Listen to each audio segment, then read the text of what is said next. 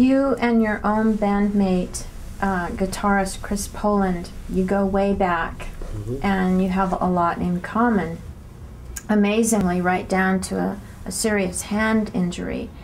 Without all the gory details, what happened to you, and how did that affect your playing style, if at all?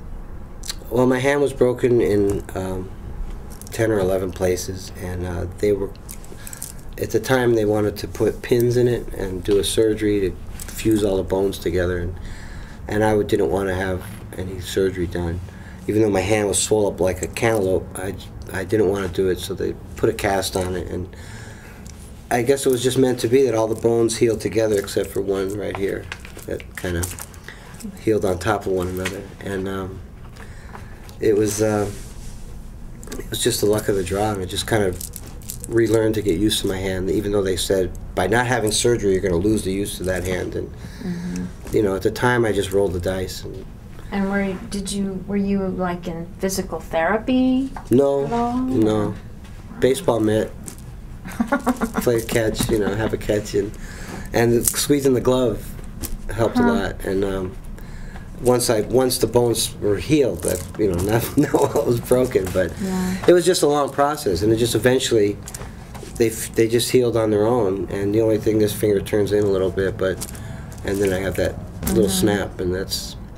So I was able to just start playing again gradually, and it just eventually built up the strength, and it's as if it never broke at all. So, you know, and then Chris and I, not only the hands stuff, his happened when he was a little boy, but we've known each other a long time. We're born a week apart, and we met in South Central LA when he was playing. He had just come out from the Buffalo area, and I was playing with a guy named Ricky Timus, who was eventually became a songwriter, producer.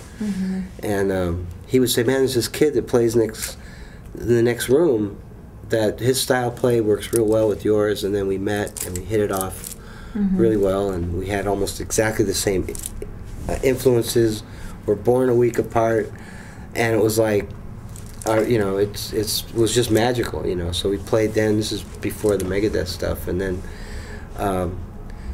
the Ohm thing, and it just, you know, it's just so easy to play together, to write together, and everything. It just works, and it's beyond the musical level. It's like a spiritual level, emotional level. I don't know what you call it. It's just there's something up there that made this all happen, and it really comes out in the music, you know. Mom was an opera singer. And you know what? Chris's mom was too. Really? Yeah. Oh, how funny. That's even weird. That's even more weird, you know. And your dad ran a restaurant. Yeah. First of all, did you ever try singing in an operatic voice? Probably. Probably after a few scotches, you know. Were you ever torn as which way to go? No. The restaurant or music? I actually have always done both, because when you're born in a restaurant family, it's kind of like the mafia. Once you're in, you cannot get out. And there's still a restaurant down in Rancho Mirage. I'll give it a little plug, down in the Palm Springs area, and sometimes you can actually find me there working. So if you're ever hungry. Okay. You were born and raised in the music recording capital, Hollywood. How conscious were you as a kid of the recording business around you at that time? I was real conscious, because at my dad's restaurant, a lot of celebrities were, you know, he always had celebrity in the place, you know, from the entertainment, from the acting, you know, a lot of actors, singers, Joe Williams, a jazz singer, Barney Kessel, you know, Elizabeth Taylor, Richard Burton, the list goes on and on. So I was very aware of it at an early age. He was also good friends with Al Bennett, who was at Liberty Records, who was Alvin and the Chipmunks, you know, which is now really big, you know.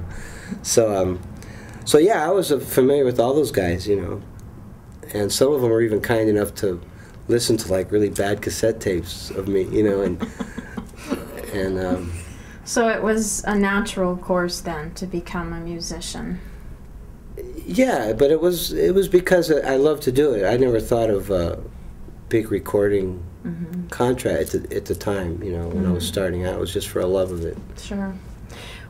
When in your life did it hit you that this was your road in life, your mission in life, to be a musician? Probably when I first started playing the bass. You know, when I got my first bass. By the way, from a guy that used to come to the restaurant that owed my dad money, and had a music store, and it was like, yeah, you know, eat a little more pasta. My kid wants a bass, you know, and so and I still have it too. Really? I still have the bass and the amp. Yeah.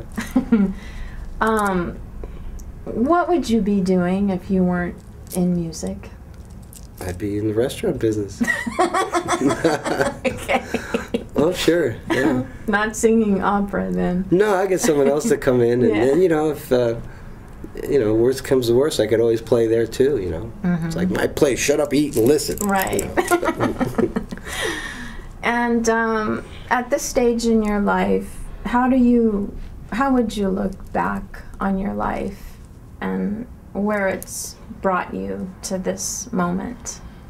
Oh, that's pretty deep.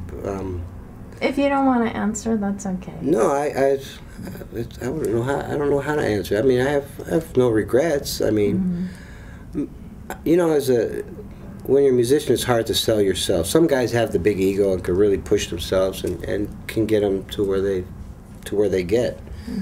You know, for me, it was. I guess if I was a little more aggressive about getting work and stuff at the time, but I have no regrets. I mean, it's as they say, you're right where you're supposed to be. Right. You know, and listen, I'm thank God I'm on the right side of the dirt. Right. You know what I mean? Yeah. So, you know, it could be worse. There's a lot of guys that, you know, aren't here with us anymore that we all know and love. You know, like Gar, who was the drummer in Megadeth, was also the drummer with Chris and I before Megadeth. You know, and he's no longer with us. And you know, there's, you know, a lot of people. You know, so I'm very grateful for where I am. Thank God I'm still here talking to you now, and you know, everybody out there in Innerviewworld. Well, thanks for taking the time to talk to us. Thank you, Linda. Okay.